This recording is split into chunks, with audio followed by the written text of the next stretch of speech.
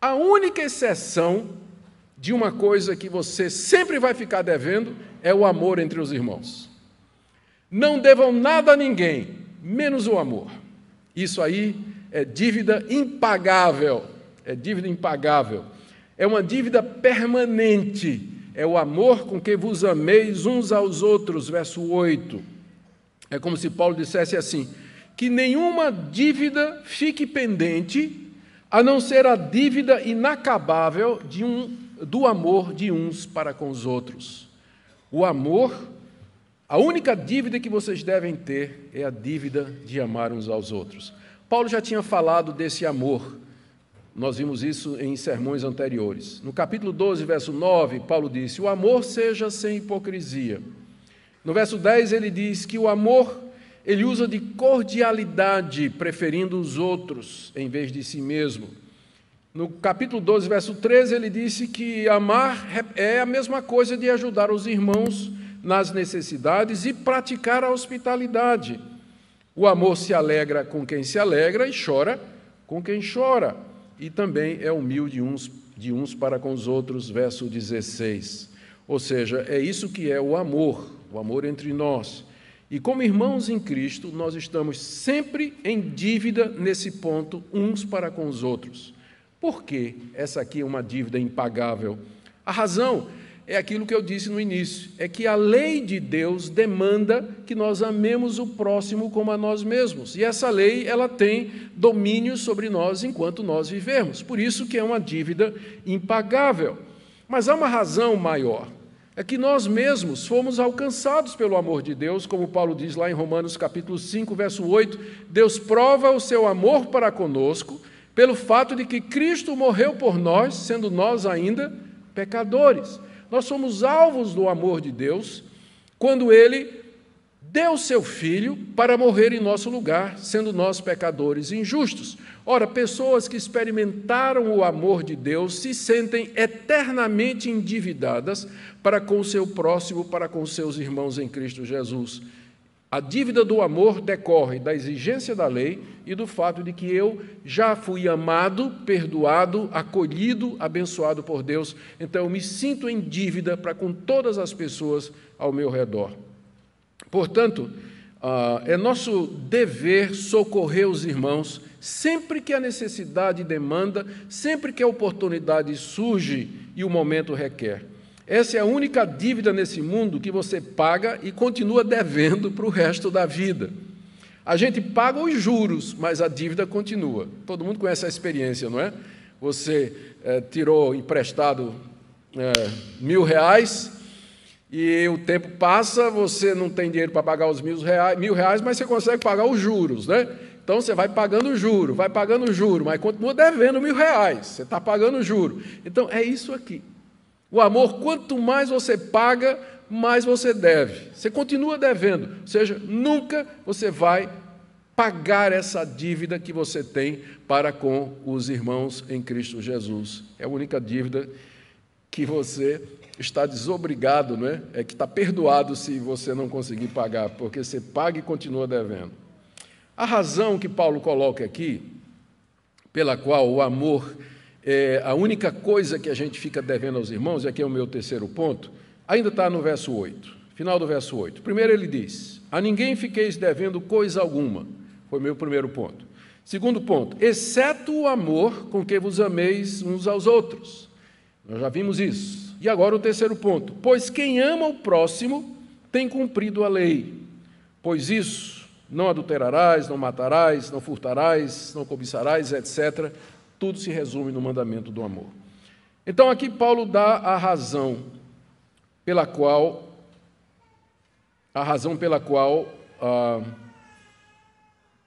o amor é o cumprimento da lei. Quem ama o próximo tem cumprido a lei. Aqui você percebe que ele agora estende essa dívida do amor para o próximo. Porque até aqui ele parece estar falando entre irmãos. Porque acompanhe comigo. A ninguém fiqueis devendo coisa alguma, exceto o amor com que vos ameis uns aos outros. Essa reciprocidade indica que Paulo está pensando na igreja. Porque só, não é, isso, amar-se mutuamente, é uma coisa que acontece apenas entre os cristãos. Mas aí, no final do verso 8, ele diz: pois quem ama o próximo tem cumprido a lei. A palavra próximo ela já é mais abrangente, não é só os irmãos, mas as pessoas que estão ao meu redor. Então, a partir do final do verso 8, Paulo amplia o alcance desse mandamento, e nós vamos ver a razão logo em seguida. Quando ele diz isso, final do verso 8, quem ama o próximo tem cumprido a lei, é evidente que ele está se referindo àquela lei moral de Deus, porque logo em seguida ele cita 4 dos 10 mandamentos: não adulterarás, não matarás, não furtarás e não cobiçarás. A lei de Deus, como nós sabemos, ela foi gravada no coração de cada pessoa e na consciência de todos. Paulo diz isso em Romanos capítulo 2. E depois ela foi dada de forma escrita à nação de Israel em 2 tábuas através de Moisés no alto do monte Sinai.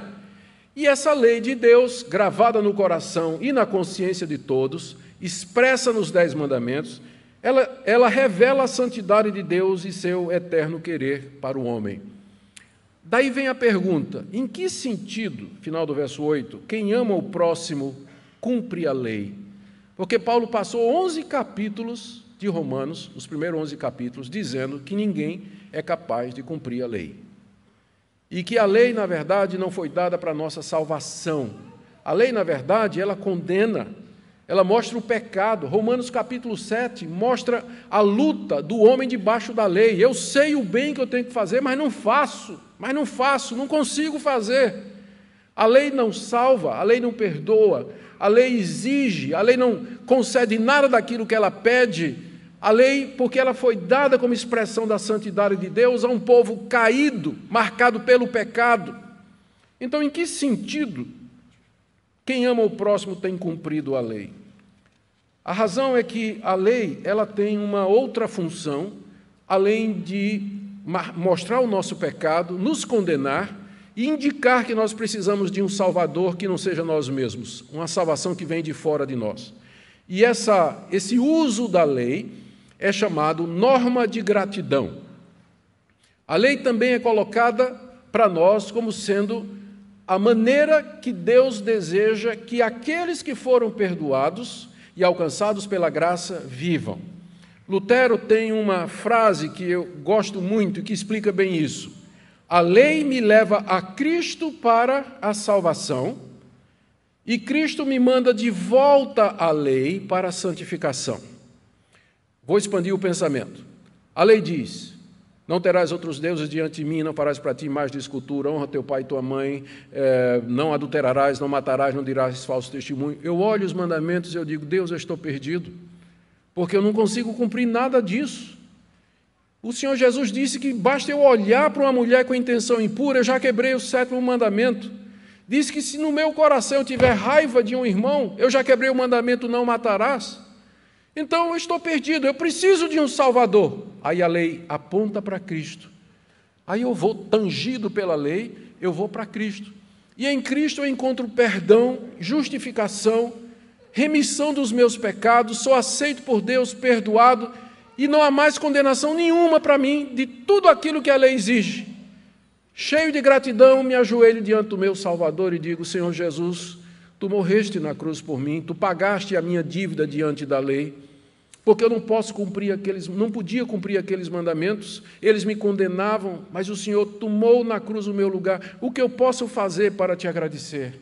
Resposta de Jesus: não terás outros deuses diante de mim, não farás para ti imagem de escultura, honra teu pai e tua mãe, não adulterarás, não dirás falso testemunho, e assim por diante. De que maneira eu expresso o meu amor a Deus por Ele ter me salvado gratuitamente? Resposta: ande nos mandamentos. Os mandamentos são a norma de gratidão, é a maneira pela qual aquela pessoa que foi salva vive aqui nesse mundo.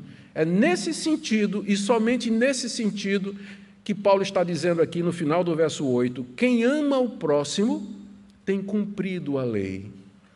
Ou seja, quem ama o próximo está vivendo de acordo com a vontade de Deus aqui nesse mundo, que é expressa nos 10 mandamentos, que é o nosso próximo ponto, o 4º ponto. A razão, o 4º ponto é esse: que a razão para essa declaração, que quem ama o próximo tem cumprido a lei, é que todos os mandamentos se concentram num mandamento só, que é amarás o teu próximo como a ti mesmo, que é exatamente o que Paulo diz aqui. Depois de ter dito, quem ama o próximo tem cumprido a lei, ele diz no verso 9, pois isso, não adulterarás, não matarás, não furtarás, não cobiçarás, e se qualquer outro mandamento existe, tudo nessa palavra se resume. Quando ele fala nessa palavra, ele está aqui refletindo o costume hebraico. Nós chamamos os 10 mandamentos, não é? Mas os judeus chamam as 10 palavras. Então, ele está pensando como um judeu. Quando ele fala palavra aqui, é mandamento, né? Então, ele diz, se qualquer outro mandamento há, tudo nesse mandamento, nesta palavra, se resume.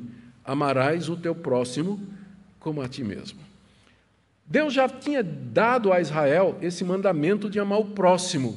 Você encontra esse mandamento lá em Levítico 19:18, que eu vou ler aqui para você. Não te vingarás, não guardarás ira contra os filhos do teu povo, mas amarás o teu próximo como a ti mesmo. Eu sou o Senhor. Deus disse isso à nação de Israel através de Moisés. Então, o mandamento de amar ao próximo como a si mesmo não é invenção do apóstolo Paulo, mas, na verdade, é uma citação de Levítico, capítulo 19, verso 18. O próprio Jesus citou esse mandamento 2 vezes.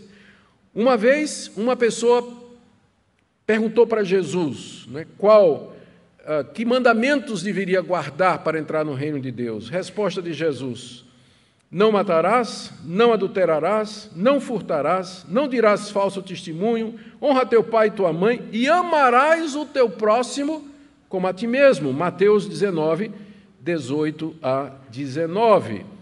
E mais adiante, um escriba chega para Jesus e pergunta, mestre, qual é o grande mandamento da lei? Resposta de Jesus, Mateus 22, 36 em diante. Amarás o Senhor teu Deus de todo o teu coração, de toda a tua alma, de todo o teu entendimento. Esse é o grande primeiro mandamento. O segundo, semelhante a esse, é amarás o teu próximo como a ti mesmo. Destes 2 mandamentos dependem toda a lei e os profetas. E o que é interessante é que Paulo, esse mesmo Paulo, antes de escrever a carta aos Romanos, ele escreveu uma carta aos Gálatas. E na carta aos Gálatas ele disse assim: toda a lei se resume em um só preceito, a saber, amarás o teu próximo como a ti mesmo. Toda a lei se resume num preceito só, amarás ao teu próximo como a ti mesmo. E Tiago, ele chama esse mandamento de lei régia. Eu vou ler o que Tiago diz no capítulo 2, verso 8. Se vocês, contudo, observarem a lei régia, segundo a Escritura, que é amarás ao teu próximo como a ti mesmo, fareis bem. Lei régia quer dizer a lei rainha, a principal das leis.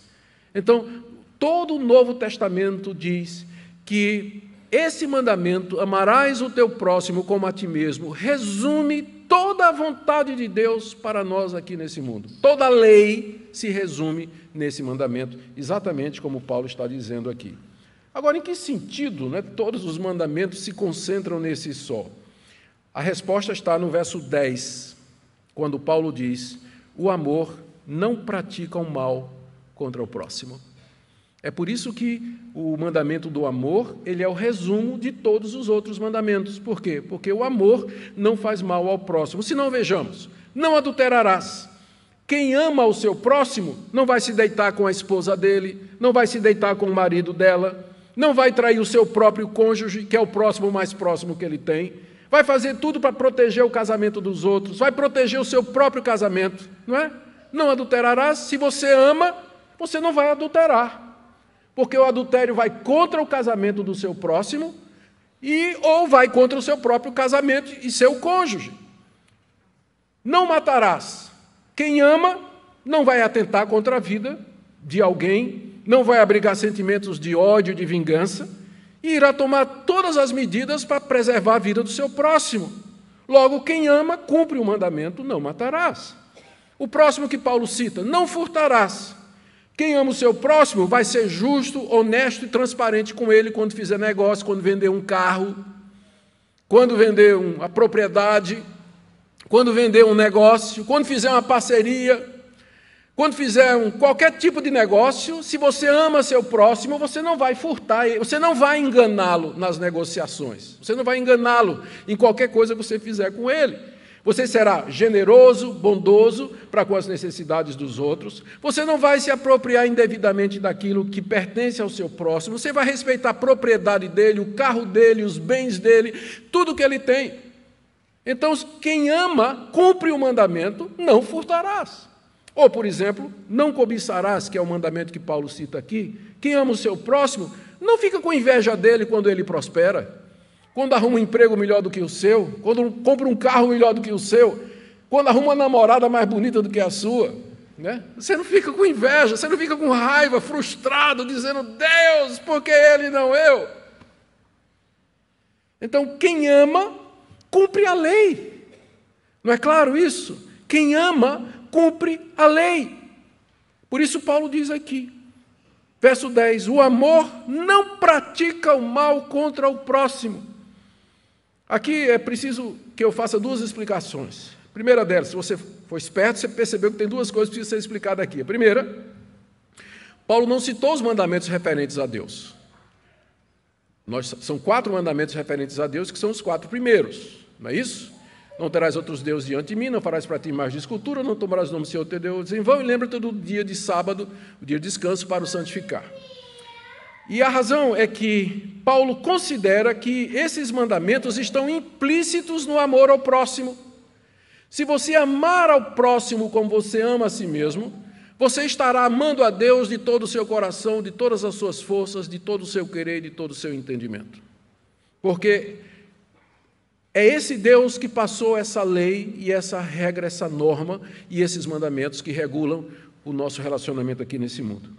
Segunda coisa que você deve ter notado é que dos 6 mandamentos relacionados com o homem, Paulo citou apenas 4, e mesmo assim não na mesma ordem. Esses 4 mandamentos sobre o próximo que ele cita aqui, não adulterarás, não matarás, não furtarás e não cobiçarás, Paulo os citou provavelmente porque eles são os mais conhecidos. Ele deixou de fora o falso testemunho e honrar pai e mãe. E é interessante que ele cita, inclusive, numa ordem diferente da ordem que aparece na sequência dos 10 mandamentos. Eu creio que é apenas porque ele está citando de memória, não há nenhuma intenção aqui, né? Não adianta a gente procurar uma intenção oculta nesse fato aqui. Ele está citando de memória, citou os 4 mandamentos mais conhecidos, né, que refletem as atitudes pecaminosas mais comuns do ser humano, começa com adultério, né, que tem a ver com pecados na área sexual, e aí então ele diz que se há outro mandamento, e ele sabe que há, né, ele diz, e todos os outros que eu deixei de citar, tudo se resume nesse mandamento, amarás o teu próximo como a ti mesmo. Esse é o ponto do apóstolo Paulo aqui. O amor não faz mal ao próximo. E aí, meu quarto ponto, último ponto, é a conclusão de Paulo, no capítulo 13, verso 10, quando no final do verso ele diz, de sorte que o cumprimento da lei é o amor. Mais uma vez, o cumprimento da lei aqui não é o cumprimento para a salvação, mas você cumprir a lei como norma de gratidão, como maneira de viver nesse mundo para agradar a Deus. É a expressão do amor, é assim que nós expressamos amor. Então, o cumprimento da lei é o amor, é a conclusão de Paulo. Em outras palavras, ele está dizendo aqui que nós fazemos a vontade de Deus aqui nesse mundo, nós, que eu me refiro, é nós que fomos justificados gratuitamente pela fé no sacrifício pleno e completo de Cristo Jesus. Nós fazemos a vontade de Deus aqui nesse mundo, movidos por gratidão, quando nós amamos o próximo nesses pontos, quando nós respeitamos o seu casamento, respeitamos o seu nome, respeitamos a sua autoridade, respeitamos os seus bens, respeitamos a sua vida, e tudo isso a partir de um coração que não cobiça absolutamente nada que pertença ao seu próximo. É isso que o apóstolo Paulo está ensinando nessa passagem. E eu quero aqui fazer algumas aplicações. A primeira delas, eu acho que ficou claro, apesar de nós não estarmos mais debaixo da lei, ou seja, não estamos mais debaixo da condenação da lei, nós não seremos mais condenados ao inferno porque nós quebramos todos os 10 mandamentos. de todas as maneiras possíveis e imagináveis, apesar de que nós não estamos mais debaixo da condenação da lei, contudo a lei permanece para o cristão como regra de fé e de prática, como expressão de como ele vai viver aqui nesse mundo. Segunda coisa que nós aprendemos, fica claro por essa passagem que amor não é um sentimento, mas amor é uma atitude. Amor é obediência aos mandamentos de Deus com relação ao meu próximo. O que é amar o meu próximo? É respeitar o casamento dele, a propriedade dele, o nome dele, a vida dele, tudo que pertence a ele. É isso que é amor. Não é sentimento. Então, mesmo que você não goste de uma pessoa, você está em dívida com ela. Lembra que amor é dívida. Isso significa que você vai tratá-la dessa maneira. Não vai querer nada dela. Não vai querer a esposa, não vai querer os bens, não vai querer o nome dele, não vai querer a honra dele, nem a vida dele. Mas você vai respeitar e, na verdade, positivamente, você vai fazer tudo para que o casamento dele, o negócio dele, a vida dele, o nome dele prospere, seja bem conhecido, seja uma bênção e um sucesso. É assim que a gente deve viver no mundo, como quem foi perdoado gratuitamente por Deus. Terceira coisa que nós aprendemos é que amor é a única dívida que depois de paga você continua devendo. Eu queria que você saísse daqui essa noite com isso gravado no seu coração. Você nunca vai pagar essa dívida de amor para com o seu próximo. Significa que toda vez que a demanda se apresentar, toda vez que a necessidade surgir ou a ocasião se impor, você deve ajudar, você deve contribuir, você deve apoiar, você deve fazer o que for possível e estiver ao seu alcance para abençoar e ajudar o seu irmão ou o seu próximo. É isso que significa que o amor é uma dívida que nunca é paga aqui nesse mundo. E eu faço algumas aplicações aqui. Primeiro, eu sei que tem gente que confunde amor com paixão sexual. Inclusive, isso é assim que o mundo pensa hoje. Quando fala em amor, né? Tanto é que a famosa expressão, vamos fazer amor, todo mundo sabe o que é. Amor virou sinônimo de relação sexual, paixão sexual, coisa desse tipo. É evidente que essa não é uma definição bíblica. E se cristãos pensam assim, eles estão muito equivocados. E há muitos jovens cristãos, eles confundem uma atração, né, pessoal, sexual, erótica por uma pessoa, como sendo amor. Como sendo amor. Mas não é necessariamente. Porque o amor não é um sentimento. Amor é uma atitude. Eu queria que você pensasse nisso. Por exemplo, se você ama sua namorada, você vai respeitar a virgindade dela, não vai? Você vai respeitar a intimidade dela. Você não vai querer forçá-la, constrangê-la ou qualquer coisa desse tipo. Você não vai querer fazer isso. Isso é que é amar. Amar no casamento é você ser fiel à sua mulher.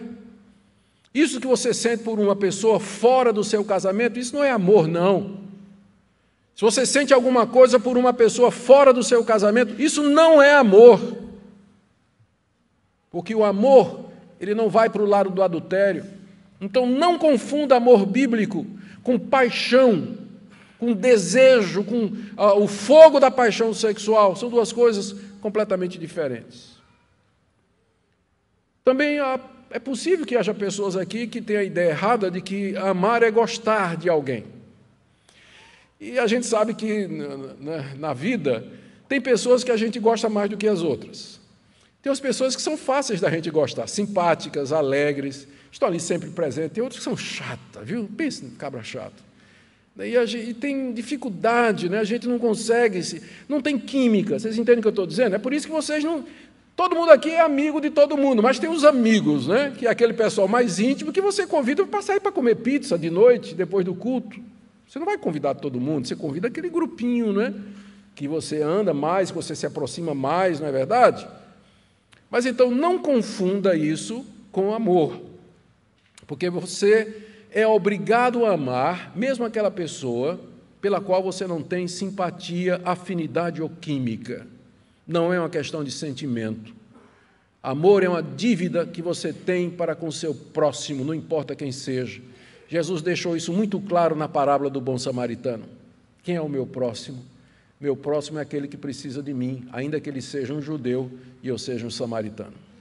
É isso o sentido da parábola que Jesus contou. E, por último, a minha palavra é para aqueles que estão aqui nessa noite e que, como eu, muitas vezes percebem que o coração está seco, o coração está vazio, e a última coisa que a gente tem para dar é amor. Oh Deus, quem é capaz de cumprir esse mandamento? Como é que eu pagarei a minha dívida, Senhor, se na verdade o meu coração está amargurado, meu coração está frustrado, eu estou de mal com a vida e com toda a humanidade? Como eu posso fazer isso? Ainda bem que o nosso Deus misericordioso e bom, Ele nos dá tudo aquilo que Ele exige de nós. E você pode nessa noite chegar-se diante de Deus e dizer assim: Deus, eu estou vendo pelo que foi dito aqui, que talvez eu não seja nem crente, porque minha vida toda é voltada para mim, eu só estou pensando naquilo que é meu direito, meu prazer, meu plano, meu direito de ser feliz, meu direito disso e daquilo. E eu não me preocupo com as pessoas ao meu redor, ou trato com desdém, com indiferença. Eu não procuro ajudar quem eu sei que está precisando, eu não tenho uma palavra de conforto, de apoio, de encorajamento para pessoas que eu sei que estão passando por uma crise. Talvez a razão é que você ainda não conheceu esse amor que vem de Deus, e eu queria que você pensasse nisso hoje à noite. Você examinasse sua vida a partir dessa passagem, e que você, como eu, se chegue a Deus e diga: Deus, quem é capaz de amar dessa forma? E aí a resposta está lá em Romanos capítulo 5, verso 5, quando Paulo disse: o amor de Deus é derramado em nossos corações pelo Espírito Santo que nos foi dado. Deus derrama o seu amor em nossos corações para que nós possamos amar ao próximo. Talvez seja disso que você esteja precisando, desse batismo de amor, desse momento com Deus em que Deus vai inundar o seu coração de amor, de gratidão, onde você vai ver o amor de Deus refletido na cruz e você vai dizer: Deus, como é que eu posso viver somente para mim? Eu quero viver para os outros, amar ao próximo como a mim mesmo, porque isso é o resumo da tua vontade e do teu querer para mim aqui nesse mundo. Paulo coloca de modo conciso uma ordem ética que corta qualquer tentativa de seguir a Deus por mera observância externa ou por cálculo. A ninguém devais coisa alguma, a não ser o amor com que vos ameis uns aos outros.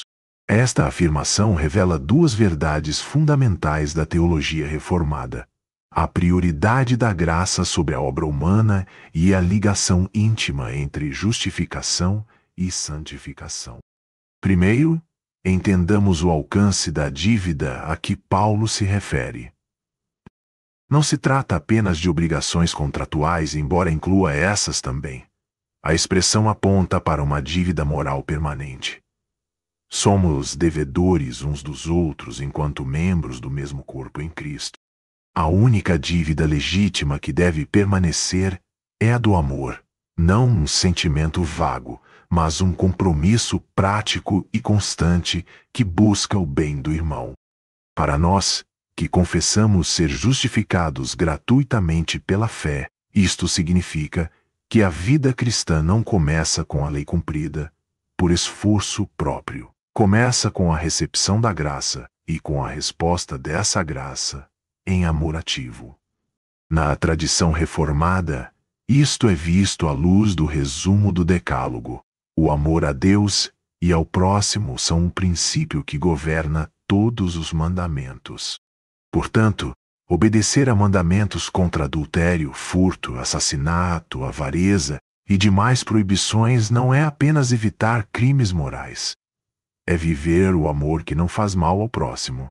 É importante distinguir, porém, entre amor como cumprimento da lei e a ideia de que o amor substitui a necessidade de obediência normativa. O amor verdadeiro não anula a moralidade. Ele a assume e a intensa. Onde há amor, não haverá exploração sexual, roubo, violência ou cobiça, porque estas são contrárias ao bem do outro. Amar é praticar a justiça no cotidiano, honestidade nos negócios, fidelidade conjugal, cuidado pelos vulneráveis e recusa a exploração. Assim, a ética cristã é vigorosamente normativa, mas sua motivação é a gratidão pela graça e não o medo de punição. Outra marca reformada: a origem e a capacitação para esse amor. Não amamos primeiro, fomos amados. O Espírito, pela obra de Cristo, nos capacita a amar onde por nós mesmos falharíamos. Portanto, a exortação paulina não é um chamado a uma autossuficiência moral, mas um convite à dependência contínua do Senhor, para que, por seu Espírito, possamos realizar aquilo que a lei exige. Na prática pastoral, o texto nos chama a várias resoluções concretas. Reexamine suas dívidas. Existem relacionamentos feridos, ofensas não reparadas, promessas não cumpridas. A igreja deve ser um espaço onde a dívida do amor é ativamente vivida. Reconciliação, cuidado pelos pobres, integridade no trabalho, generosidade financeira e proteção da família. Evitar o mal ao próximo também inclui resistir a sistemas injustos que exploram pessoas, denunciando o pecado social e trabalhando por reformas que promovam a dignidade humana. Finalmente, um lembrete prático e consolador: amar não é um projeto solitário. A comunidade e os meios da graça, a pregação fiel, a oração, os sacramentos, a disciplina amorosa existem para formar em nós esse amor que cumpre a lei. À medida que andamos humildemente dependentes de Cristo, nosso amor será menos autojustificatório e mais testemunho convincente do Evangelho. Que a afirmação de Paulo nos transforme: não caminhemos meramente tentando evitar transgressões, mas busquemos, pela graça, um coração ativo em amor. Cumpramos a lei não por obrigação fria, mas porque fomos tocados pelo amor daquele que nos amou primeiro.